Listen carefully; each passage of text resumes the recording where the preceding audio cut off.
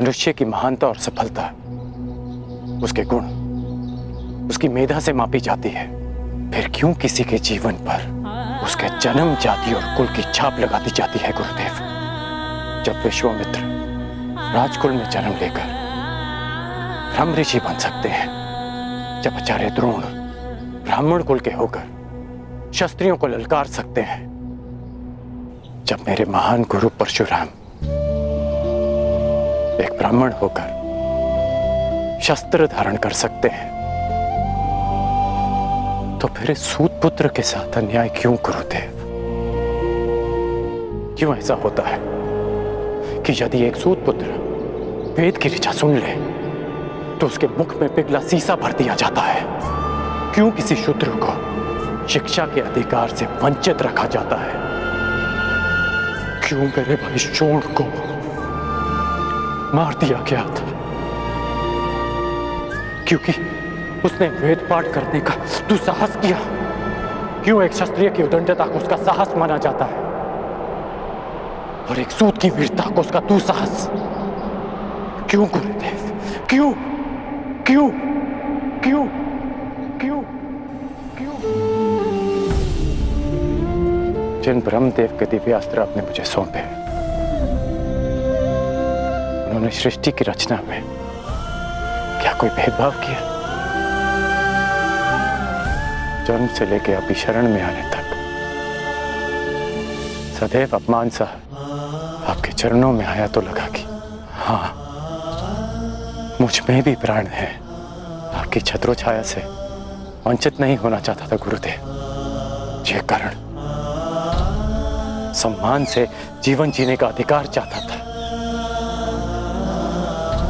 इसलिए जीवन में पहली बार असत्य कहा।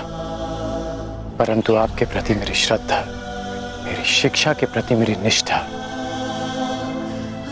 और मेरे कर्म के प्रति मेरी आस्था में किंचित भी असत्य नहीं है गुरुदेव।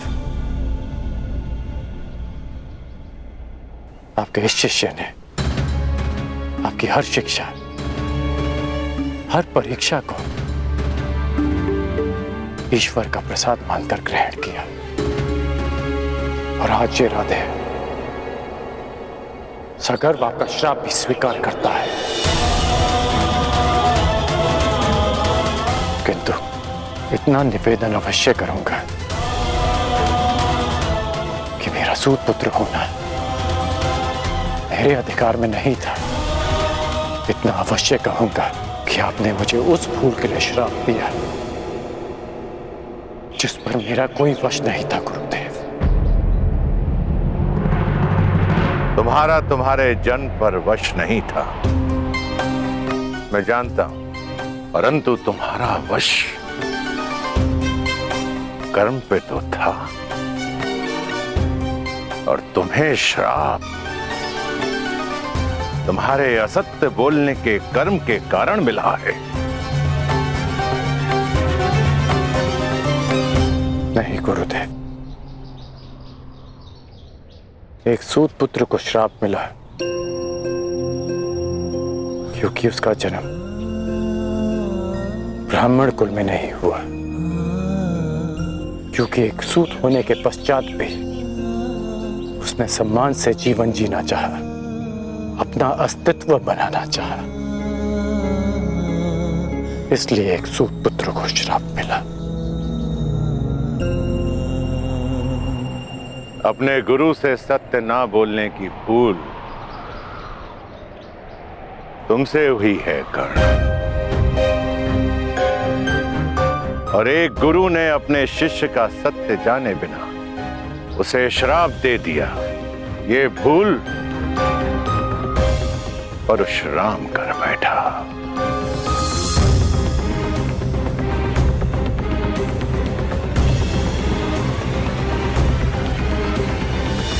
मेरे द्वारा दिए गए श्राप को मैं वापस तो नहीं ले सकता हूं कर्ण, परंतु उसके प्रभाव को कम करने का प्रयत्न अवश्य करूंगा। आज से तुम्हारे बाणों में ऐसा तेज होगा जो तुम्हें मेरे अन्य शिष्यों से भिन्न करेगा।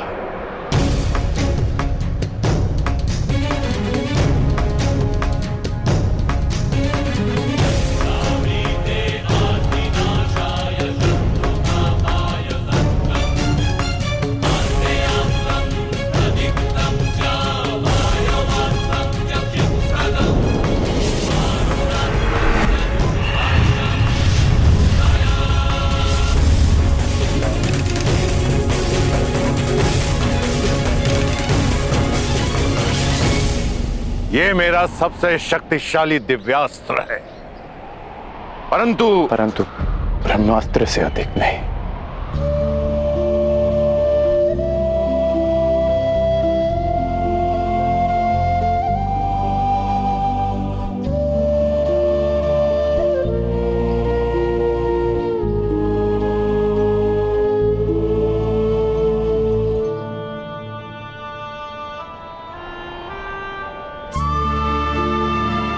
गुरु दक्षिणा मांगिए गुरुदेव। गुरु दक्षिणा क्या मांगू मैं तुमसे कर्ण? सब कुछ तो मैंने तुमसे ले लिया है, अब तो कुछ तुम्हें देना चाहता हूं।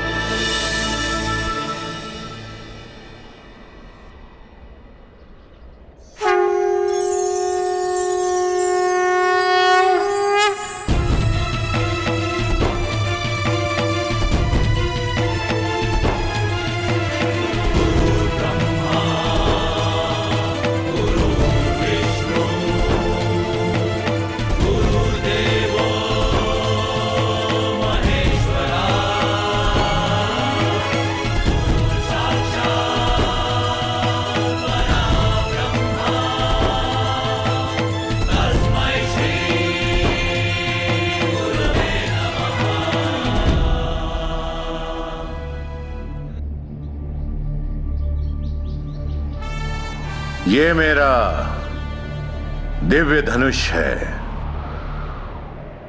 विजय। जब तक ये धनुष तुम्हारे हाथों में रहेगा, संसार का कोई भी योद्धा तुम्हें पराजित नहीं कर पाएगा कर्ण। जाओ पुत्र, जाओ, इस अभिशापित जीवन को स्वीकार करो। जन्म की पीड़ा और शाप का ताप सहकर भी तुम संसार के आकाश में सूर्य के भांति चमको।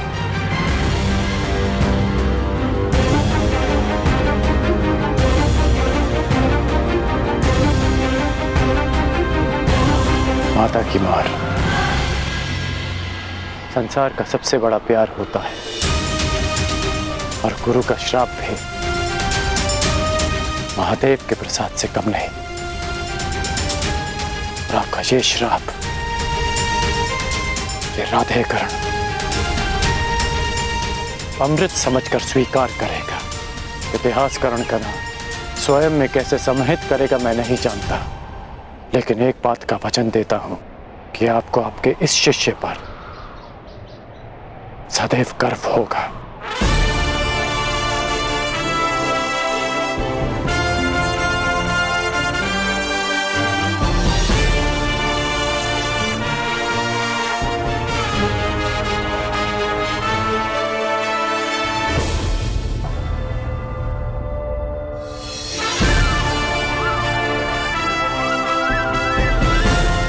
आज से मेरा नया जीवन प्रारंभ होता है।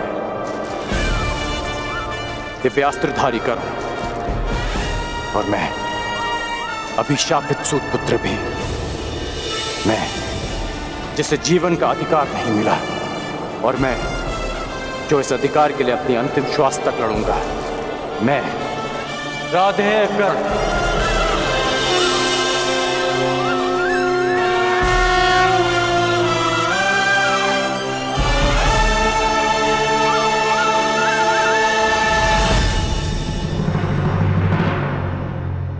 परशुराम शिष्य, हस्तिनापुर के राजगुरु, महायोद्धा प्रतापी आचार्य द्रोण पधार रहे हैं।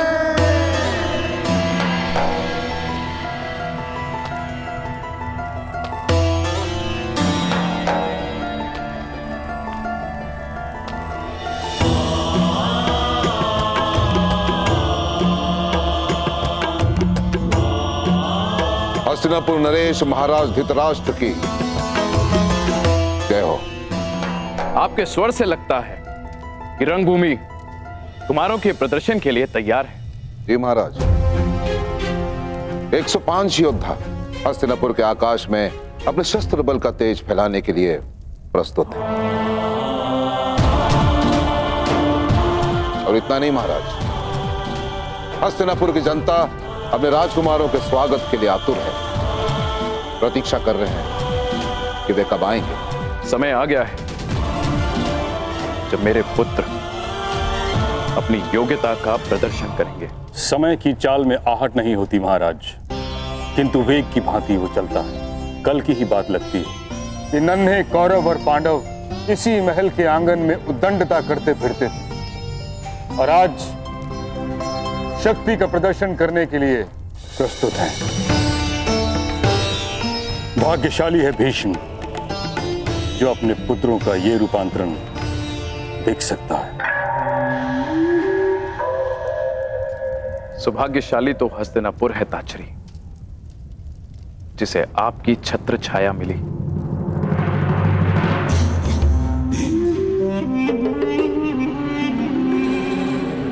निसंदेह महाराज, निसंदेह सत्य वचन।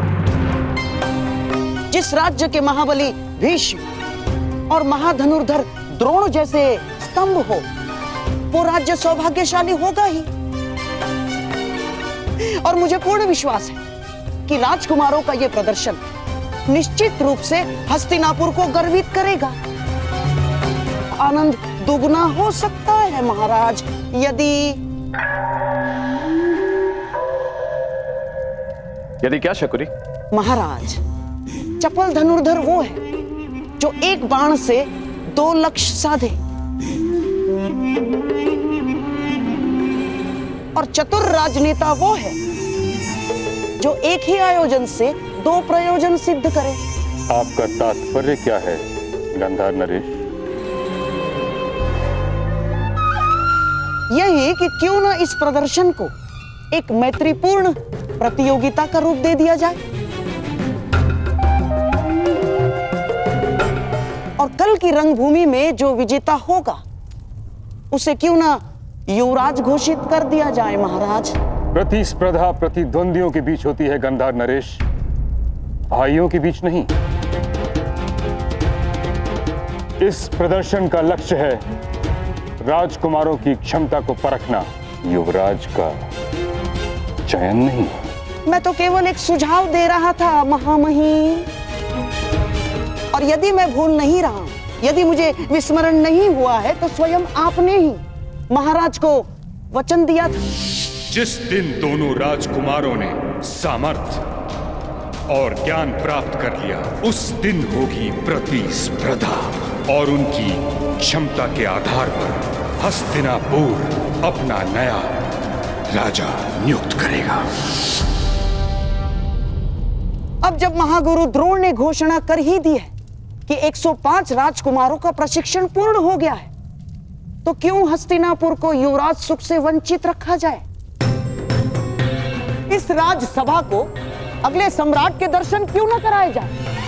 ना, फिर भी ये एक केवल सुझाव मात्र है, सुझाव मात्र। यदि महाराज धृतराष्ट्र इस प्रतियोगिता को अनुमति दे तो।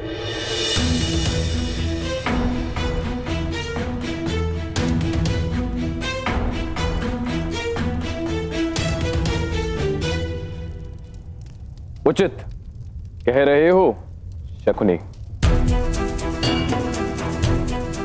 इस सुझाव पर विचार किया जा सकता है। निश्चित रूप से हस्तिनापुर को युवराज की आवश्यकता है। निश्चित रूप से युवराज की आवश्यकता है महाराज, किंतु चयन के लिए प्रतिस्पर्धा विकल्प नहीं। महामहिम का कथन सत्य है महाराज।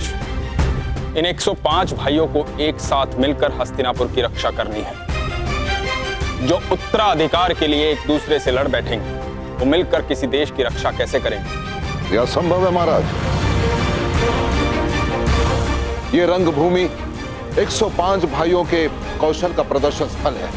उत्तराधिकारियों के मध्य इसे युद्ध क्षेत्र मत बनाए।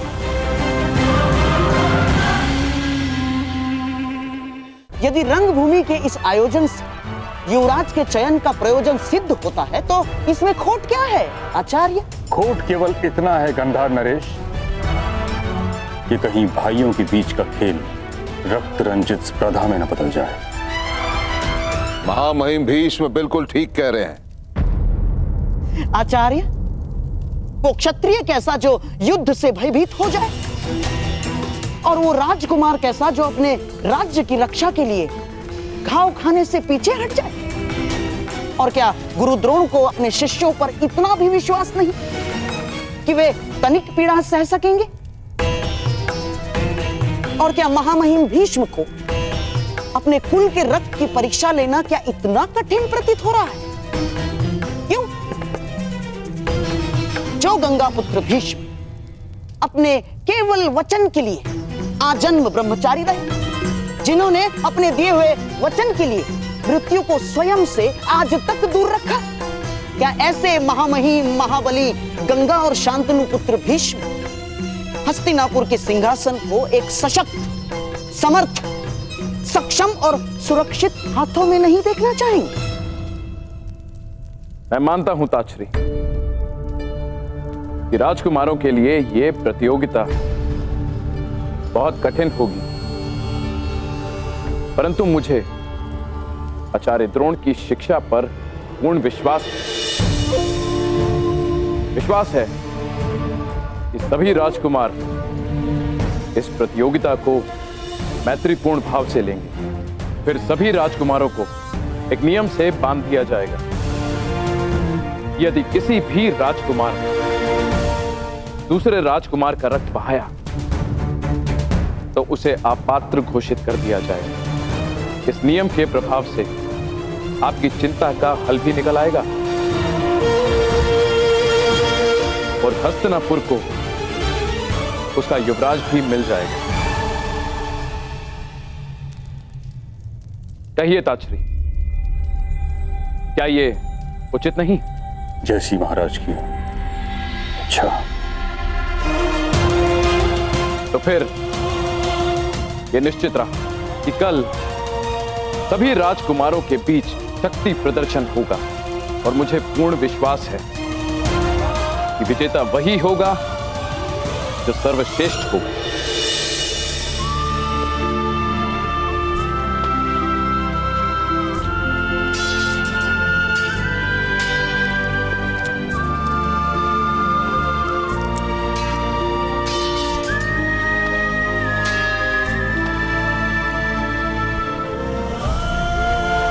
सावधान रहना, मेरे प्राण का सामना करो। क्या आप भी कल रंगभूमि में प्रदर्शन करोगे कौरव और पांडवों के साथ? प्रदर्शन? कैसा प्रदर्शन? कल हस्तिनापुर के 105 राजकुमारों का शक्ति प्रदर्शन है। सुना है कुमार अर्जुन अपने धनुर्विद्या का कौशल भी दिखाएंगे।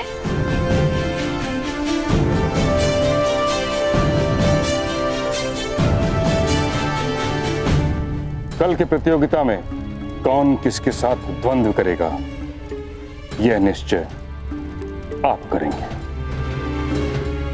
प्रतियोगिता पक्षपात रहित होनी चाहिए महामहिम। आप आचार्य द्रोण पर संदेह कर रहे हैं गंधार नरेश? नहीं महामहिम, कदापि नहीं। मैं तो केवल मानवीय निर्बलता की बात कर रहा हूं। कितना भी प्रयास कर लीजिए, घुटना पेट की ओर ही मुड़ता है और ना चाहते हुए भी एक माता अपने पुत्र के पक्ष में ही बोलती है महामहिम।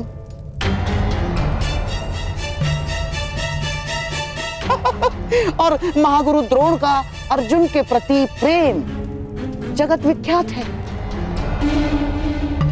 वो तो पहले ही घोषणा कर चुके हैं कि इस संसार का सर्वश्रेष्ठ योद्धा अर्जुन ही है। बस कीजिए गांधार नरेश शकुनी, आप द्रोण के न्याय भाव पर आक्षेप लगा रहे हैं जो उचित नहीं है। नहीं आचार्य, नहीं, मैं तो वो कह रहा हूं जो कल सारा हस्तिनापुर कहेगा। तो आप चाहते क्या हैं? मैं तो केवल महाराज को यह निवेदन करना चाहता हूं कि द्वंद्व के प्रतियोगियों का निर्णय कोई मनुष्य ना करे। तो फिर कौन करेगा शकुनी? वो जिसमें पक्षपात का भाव ना हो।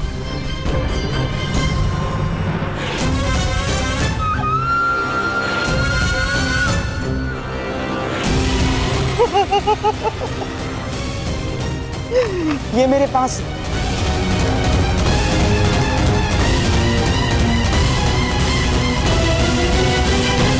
मैं भी कल रंगभूमि में जाकर कौरवों और पांडवों के बीच अपना प्रदर्शन करूंगा और ऐसे ऐसे तलवारबाजी करूंगा। मूर्ख, अज्ञानी, हमारे जैसे छोटे लोगों को दिन में स्वप्न देखने का अधिकार नहीं है। ये रंगभूमि राजपुत्रों के लिए है, तुम्हारे लिए नहीं है पुत्र। तुम लोहार के पुत्र हो, लोहार का काम करो, छोड़ो ये तलवार वलवार चलाना। अपनी निर्बलता और उस पर क्यों थोप रहे हो? हर बालक का अधिकार होता है अपना भविष्य चुनने का, अपना भाग्य स्वयं लिखने का।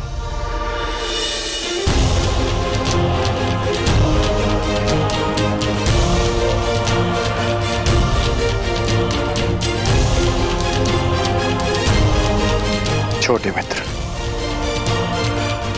कभी स्वप्न देखना मत छोड़ना और उसे पूरा करने का परिश्रम करना भी मत छोड़ना। कौन से देश से आए हो मित्र? मनुष्य का भाग्य उसके जन्म से ही निश्चित हो जाता है, यही नीति है। यदि यही नीति है तो इस नीति को बदल दूंगा मैं। हस्तिनापुर के मस्तक पर अपने बाणों की नोक से अपना भाग्य स्वयं लिखेगा ये राधेय।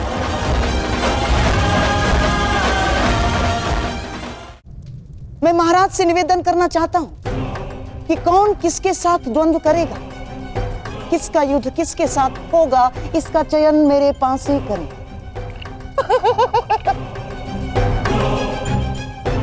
महाराज, इससे खेल भी रोचक हो जाएगा और महागुरु द्रोण पर किसी प्रकार का आरोप भी नहीं लगेगा। परंतु मैं शकुनी की बात से सहमत हूं ताक्षरी।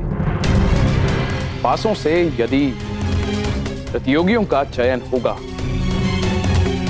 तो अवश्य ही वो निष्पक्ष ही होगा।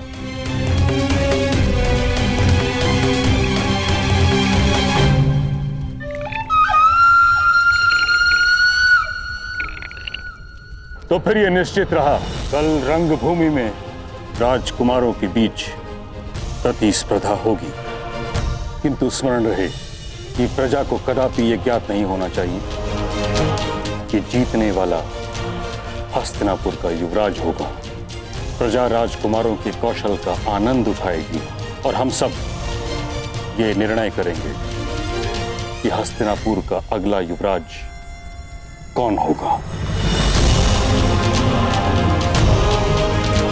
कौन होगा सर्वोत्तम योद्धा।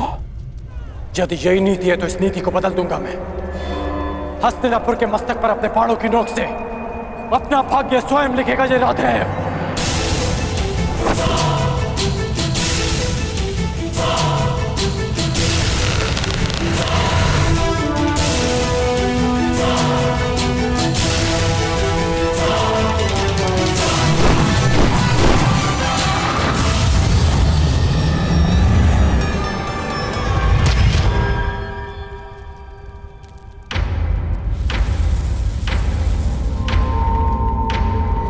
ये हस्तिनापुर की राजसभा में किसने आक्रमण किया?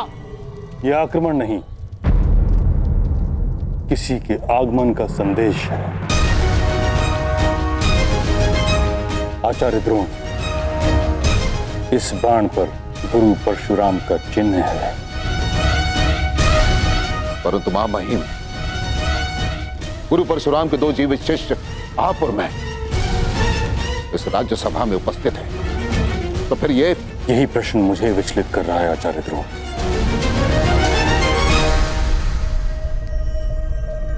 गुरु परशुराम का ये तीसरा शिष्य कौन है?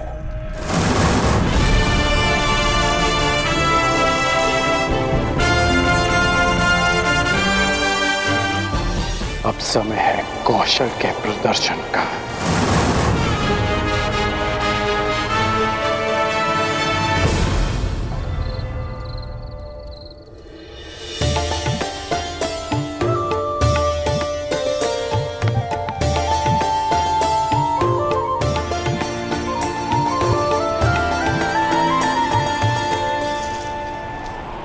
राधा, सूर्यास्त होने को है और वायु की गति भीषण होती जा रही है। लगता है चक्रवात आने वाला है। भोजन पक गया या नहीं? बस हो गया।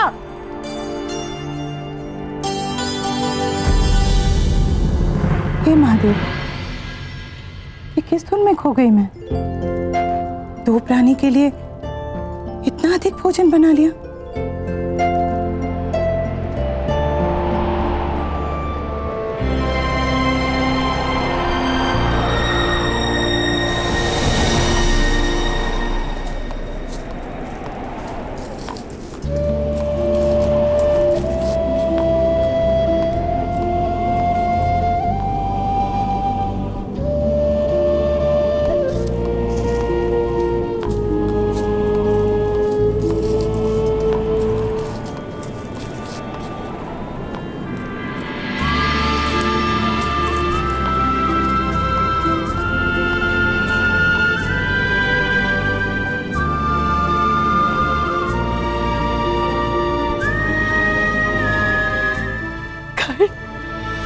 राधे कर्ण माता।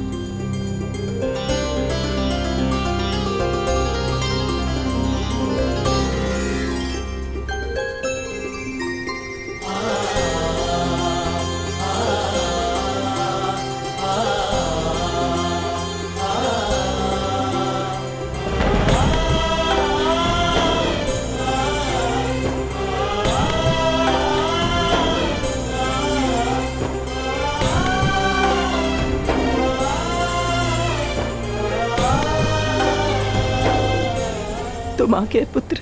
हाँ माँ, मैं आ गया।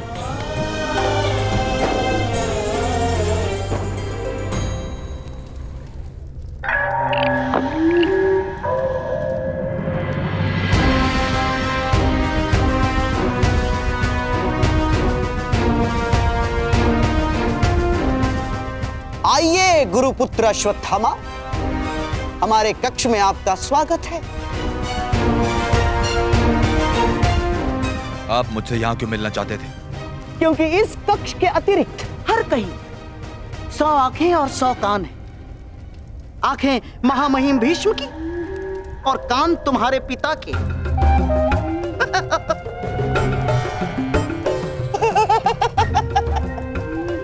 और यहाँ इस कक्ष में हमारी बात सुनने और देखने वाला कोई नहीं।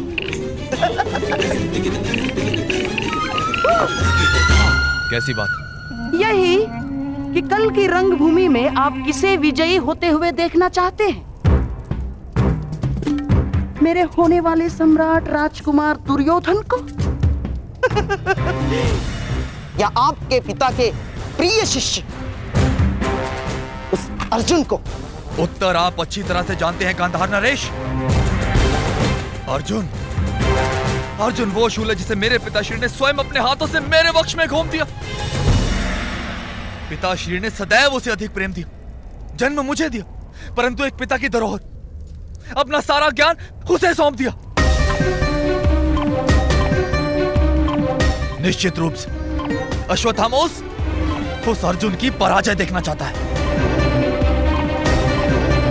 कल की स्पर्धा में कुमार दुर्योधन ही विजयी होने चाहिए। जिन लोगों के शत्रु एक हों, उन्हें आपस में मित्रता कर लेनी चाहिए अश्वत्थामा।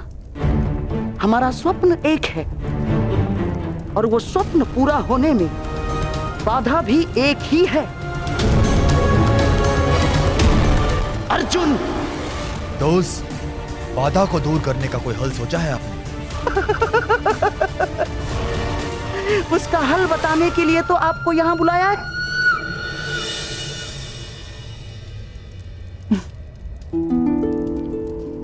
क्यों?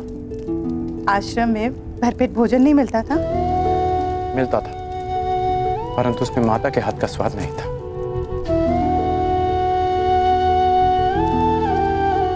वैसे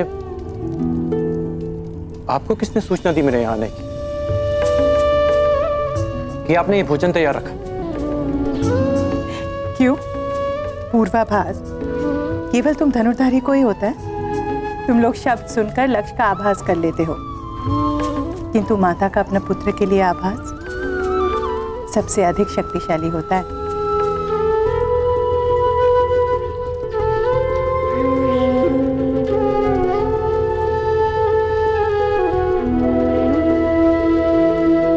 माता जानती है कब उसका पुत्र आने वाला है और कब जाने वाला है।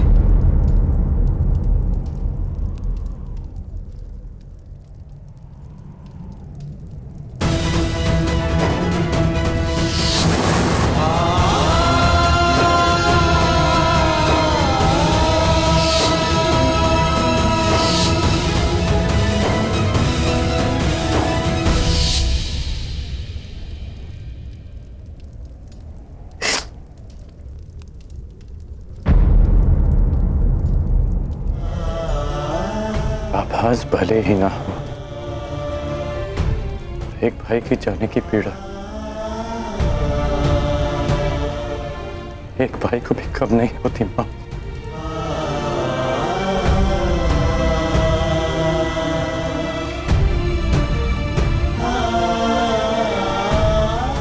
ये बताओ, प्रशिक्षण कैसा रहा तुम्हारा? गुरुदेव को अधिक सताया तो नहीं? आप विषय को टाल रहे हैं।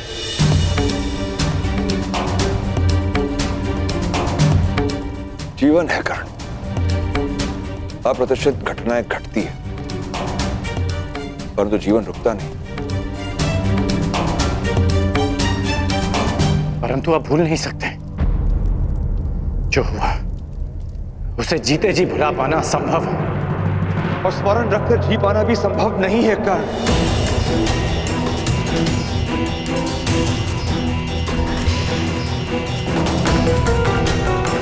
वो क्षत्रिय हैं, राजकुल के लोग हैं, उनके पास बल है, अधिकार है। हम छोटे लोग हैं कर्ण, ना हमारे पास विरोध का बल है, ना ही प्रतिकार का अधिकार। और उनके पापों का दंड ईश्वर देगा उन्हें। भगवान, ईश्वर, विधाता, कब तक न्याय पाने के लिए उनके सहारे बैठे रहेंगे आप लोग? न्याय मांगा नहीं जाता, उसे छीन लिया जाता।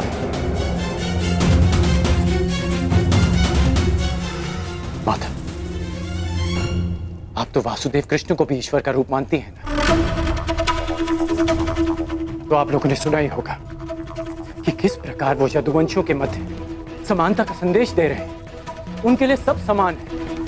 जो काम वो यदुवंशियों में कर रहे हैं, वही काम हमें हस्तिनापुर में करना होगा। सबकी समानता, सबके लिए न्याय। बस कर्ण,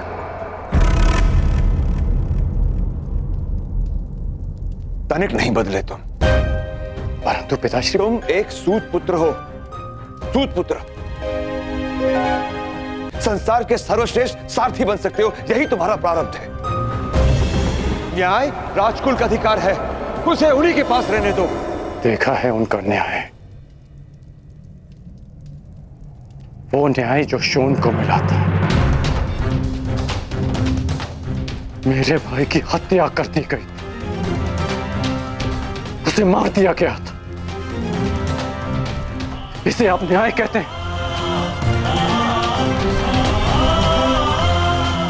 न्याय और सत्य से भागते हैं आप लोग। इसलिए नहीं कि आप लड़ नहीं सकते, बल्कि इसलिए कि आप लड़ना ही नहीं चाहते।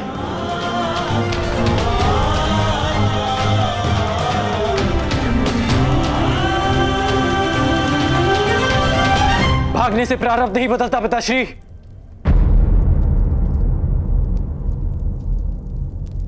आपका राधे नहीं भागेगा माता, नहीं भागेगा। आपको स्मरण है ना, आपने मुझसे शोन की हत्या का प्रतिकार मांगा था,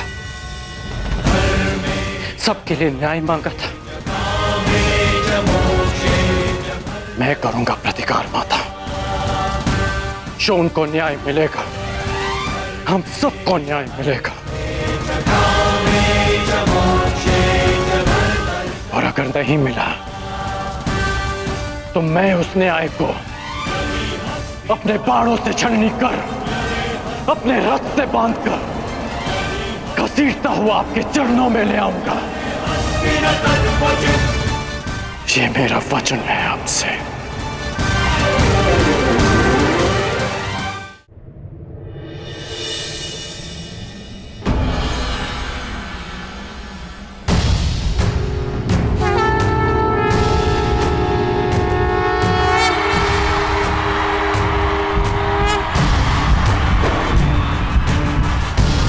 महामहिम भीष्म की, महामहिम भीष्म की, महामहिम भीष्म की, महाराज धृतराष्ट्र की, महाराज धृतराष्ट्र की, महाराज धृतराष्ट्र की।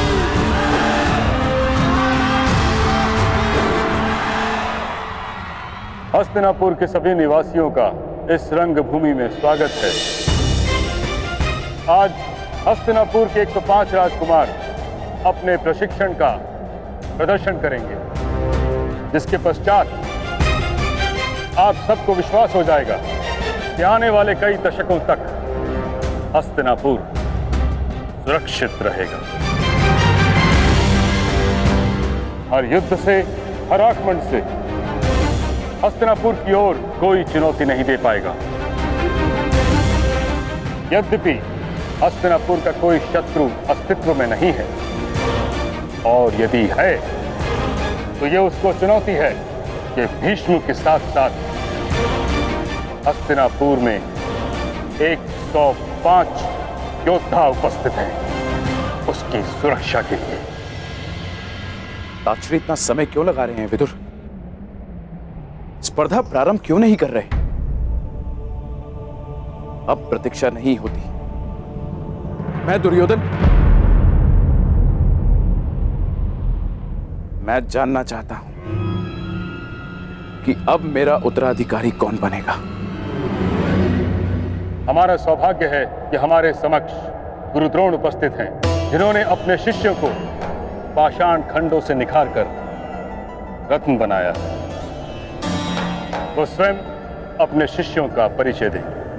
हस्तिनापुर के वासियों, मैं आज बहुत संतुष्ट हूं। मां महिम भीष्म ने मुझे 105 दीपक सौंपे थे, और आज वो दीपक सूर्य के भांति चमकेंगे और हस्तिनापुर के आकाश को प्रकाशित करेंगे। अब आपके समक्ष वो प्रस्तुत होंगे जो उन 105 राजकुमारों में सबसे ज्येष्ठ हैं, धर्म और कर्म में चित, युद्ध में स्थिर कुमार युधिष्ठिर। युधिष्ठिर, युधिष्ठिर, कुमार युधिष्ठिर की, कुमार युधिष्ठिर की, कुमार युधिष्ठिर की।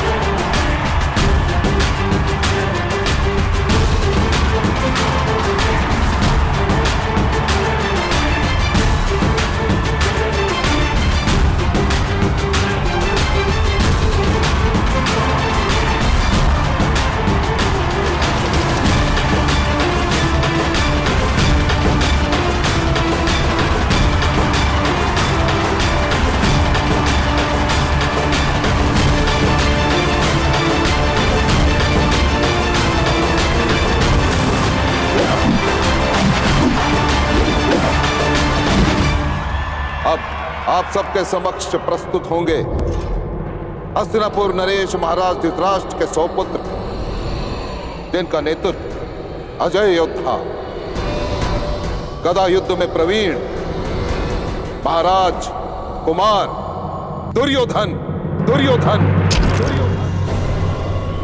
कुमार दुर्योधन की, कुमार दुर्योधन की, कुमार दुर्योधन की, कुमार दुर्योधन की, कुमार दुर्योधन की।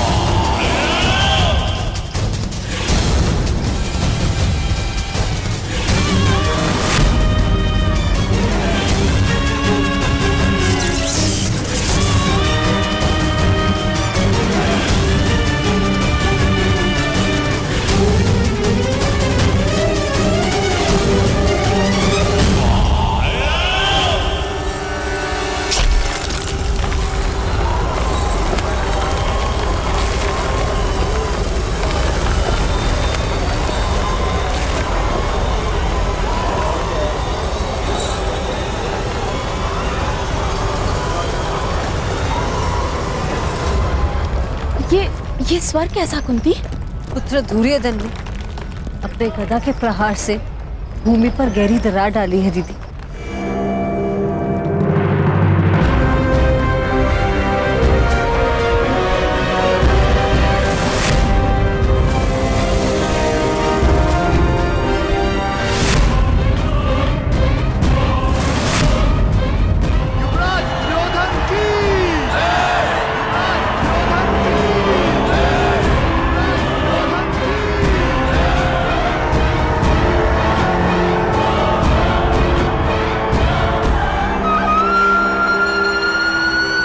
महाराज धृतराष्ट्र, पितामह भीष्म समेत उपस्थित सभी को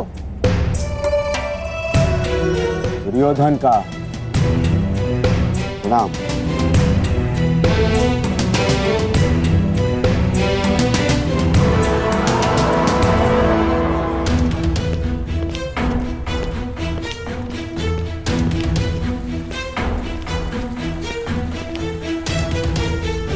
कहां जा रहे हो कर्ण?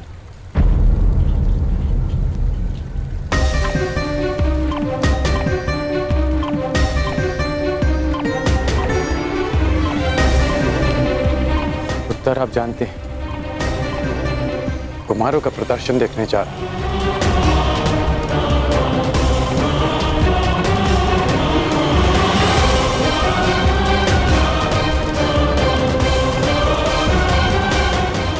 धनुष को साथ लेकर तुम कहीं नहीं जा रहे हो।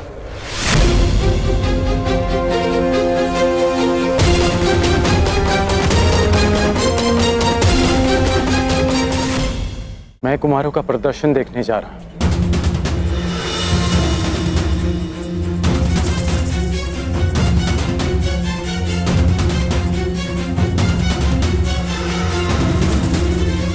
धनुष को साथ लेकर तुम कहीं नहीं जा रहे हो।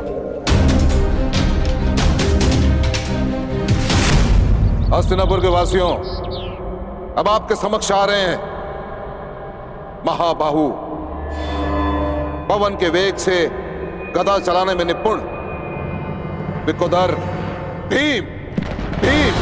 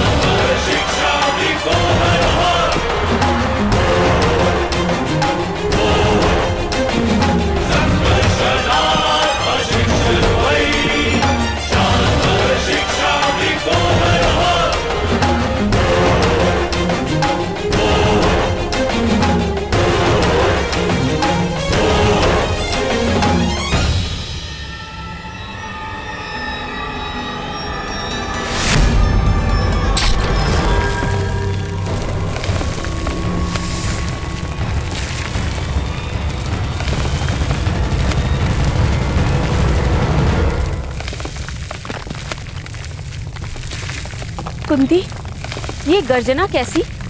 पुत्र भीम ने दुर्योधन की बनाई दरार को अपने बल से भर दिया है।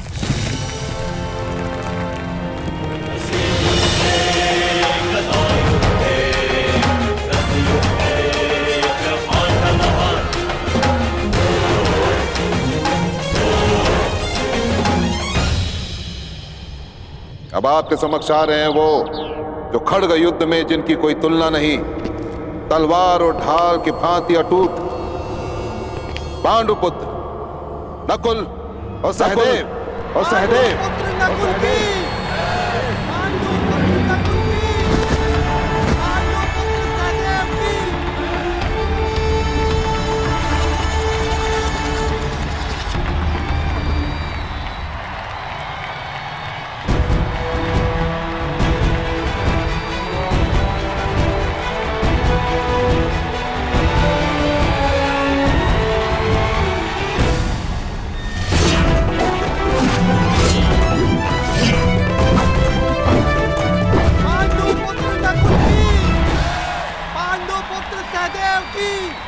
और अंत में हस्तिनापुर वासी स्वागत करें उस योद्धा का जिसके धनुष्य के प्रत्यंचा में मेघों की गर्जन है,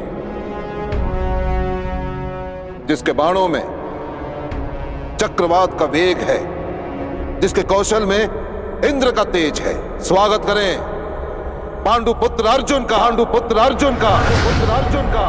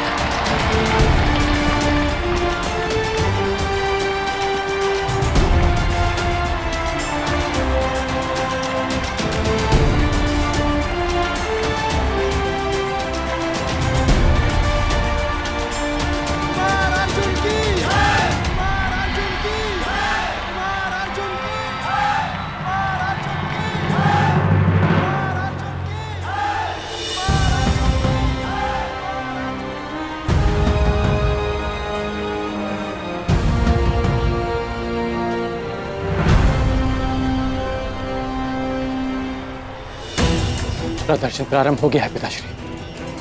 अपने पुत्र को जाने की आज्ञा दीजिए। अपने पुत्र को जाने की आज्ञा दे देता ही अधिरथ, परंतु अपने कुल की सीमा भूल चुके एक मूर्ख को आज्ञा नहीं दूंगा। अब भी समय है कर्ण, क्षत्रियों के साथ अपनी तुलना करना बंद कर दो। जिनके बीच हम बैठ नहीं सकते उन्हें ललकारने का स्वप्न देखना बंद कर दो। यदि तुम वहां पर गए और कुछ कर बैठे तो क्या अनर्थ होगा उसकी कल्पना तक नहीं कर सकते तुम।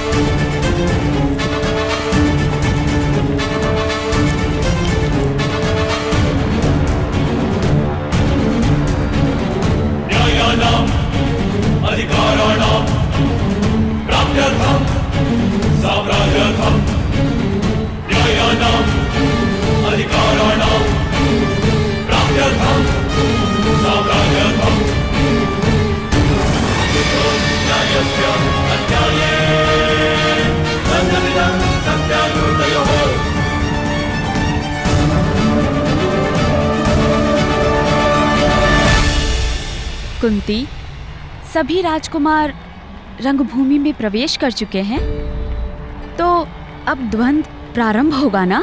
परंतु मैं इस विषय में ज्येष्ठ पिताश्री के मत का समर्थन करती हूँ। भाइयों में द्वंद्व नहीं होना चाहिए दीदी। द्वंद्व भाइयों में नहीं, सिंहासन के उत्तराधिकारियों में होगा कुंती। और ये आवश्यक भी है, क्योंकि हस्तिनापुर का अधिकार है कि उसे सबसे बलशाली युवराज मिले। युवराज होने वाला राजा होता है गांधारी दीदी। उसे बलशाली होने के साथ साथ न्यायप्रिय, धर्मवान और शांत भी होना चाहिए। अब इसका निर्णय तो द्वंद्व करेगा, हमारी बातें नहीं।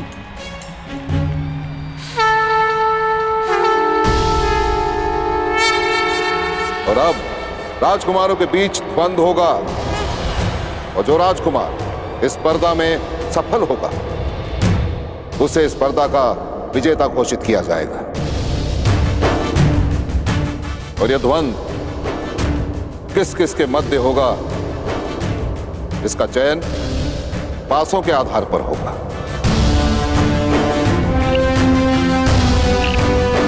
पर तो ध्यान रहे राजकुमारों, यह प्रतिस्पर्धा है, युद्ध नहीं। यदि किसी प्रतियोगी के प्रहार से किसी भी प्रतिद्वंदी का रक्त बहा तो उसी क्षण उस राजकुमार को स्पर्धा से अयोग्य घोषित कर दिया जाएगा। अब कुरुवंश के ये 105 राजकुमार परस्पर द्वंद्व में अपना अपना कौशल दिखाएंगे, और इनमें से चुने गए 5 योद्धा अगले चरण में द्वंद्व करेंगे। पासे फेंकिए गांधार राज।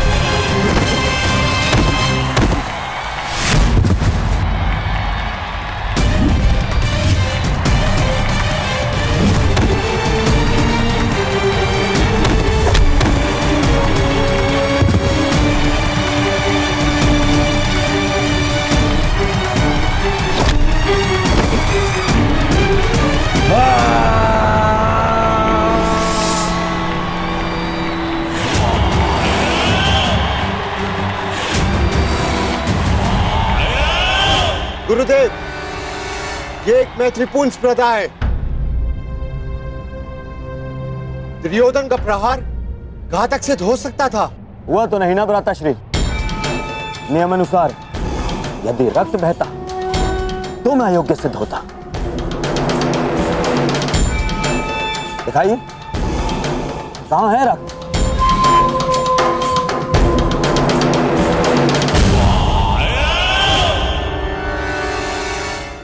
अब रंगभूमि में केवल 5 योद्धा शेष हैं। अर्जुन, युधिष्ठिर, भीम, दुशासन और दुर्योधन। अंतिम चरण में इन सब में द्वंद्व होगा। अरे काका, आप अभी तक यहीं हो? सारा हस्तिनापुर रणभूमि में है। अंतिम चरण प्रारंभ हो गए और अर्जुन अपना कौशल्य दिखाने वाले हैं।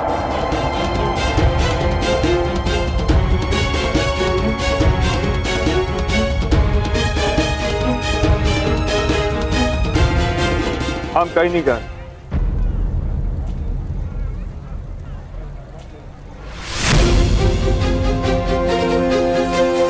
सुना नहीं कर्ण? भीतर जाओ।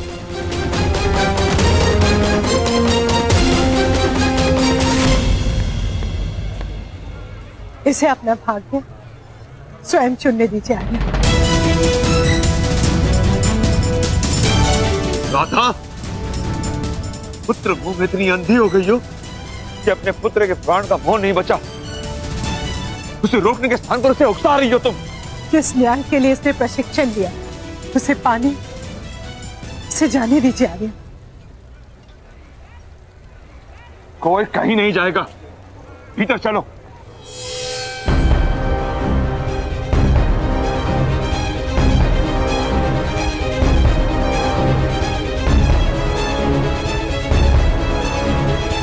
प्रणिपात,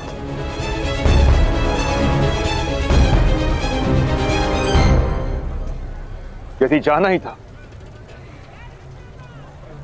तो आज्ञा लेने का ढोंग क्यों किया?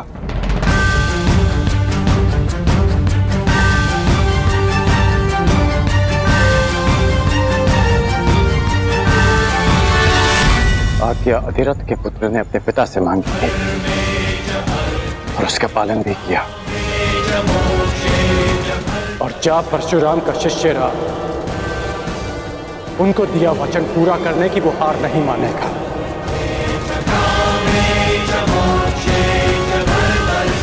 आपने सूत पुत्र कर्ण को रोका था, परंतु परशुराम शिष्य राधेय को आज्ञा मिल चुकी है।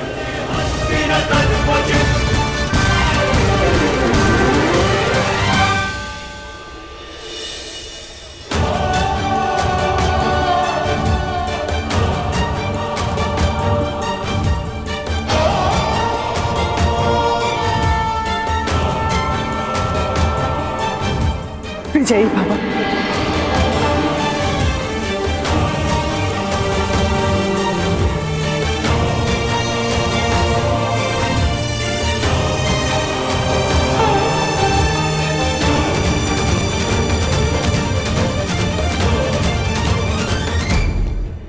शेष बचे 5 राजकुमारों के बीच अंतिम चरण का युद्ध होगा। क्रमांक के आधार पर पहला क्रमांक मिलता है युधिष्ठिर को, दूसरा दुर्योधन को, तीसरा अर्जुन को, चौथा दुशासन को और 5वां भीम को। पासे फेंकिए गांधार राज। अब बताओ मेरे पासों, किस किस के बीच द्वंद्व होगा?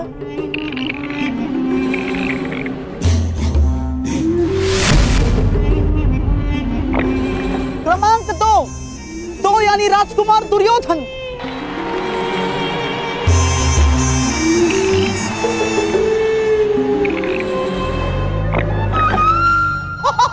क्रमांक 4 यानी राजकुमार दुशासन।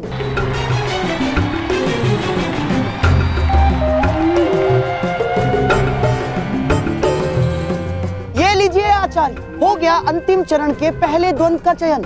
राजकुमार दुशासन के साथ राजकुमार दुर्योधन की स्पर्धा होगी।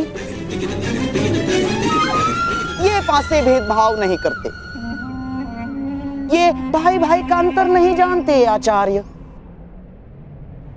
द्वंद्व प्रारंभ हो। राजकुमार दुर्योधन की, राजकुमार दुर्योधन की।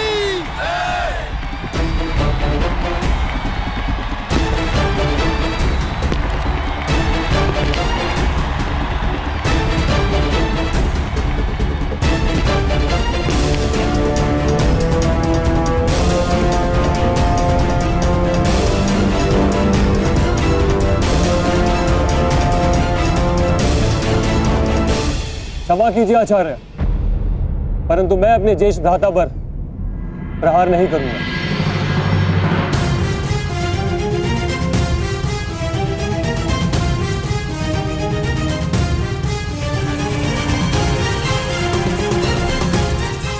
मैं दुशासन अपनी हार स्वीकार करता हूं।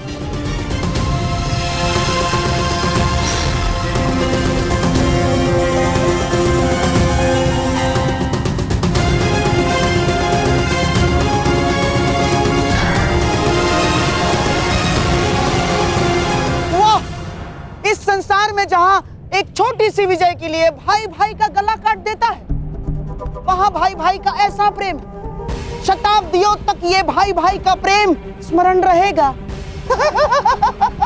वाह!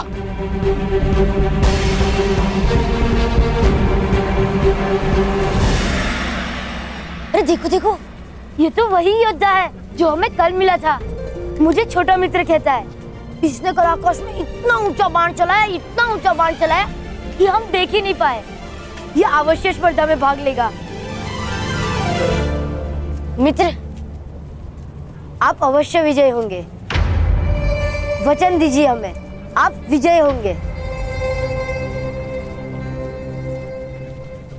इससे वचन पूर्ति की आशा मत करो बालक,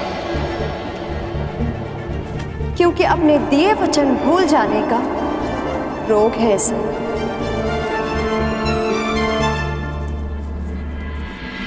मैं वचन देता हूं वृषाली, मृत्यु से पूर्व हम दोनों की प्रतीक्षा पूरी होगी।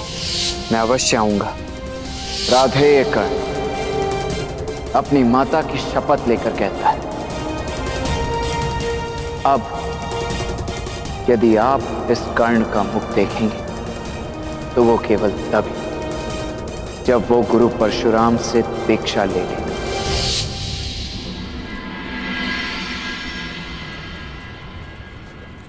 मुझे अपने सारे वचन स्मरण है, जो पूरे कर पाया वो भी, जो भी पूरे करने हैं वो भी स्मरण है। माटी से सना मेरी मित्र का वो मैला हाथ जो उसने मुझे नहीं सौंपा,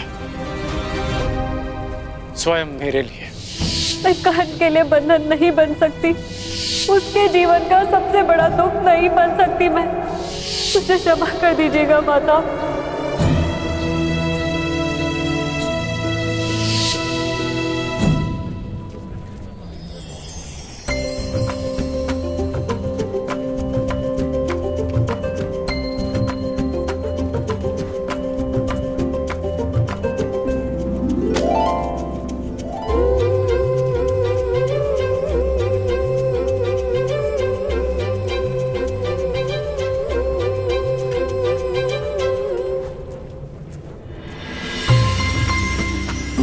अच्छा, तो तुम अब तक जीवित हो?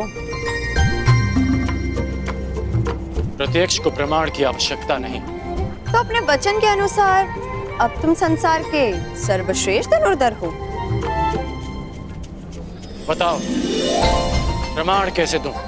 प्रमाण देने का केवल एक ही उपाय है, एक ही स्थान है, ये तुम्हारे समक्ष।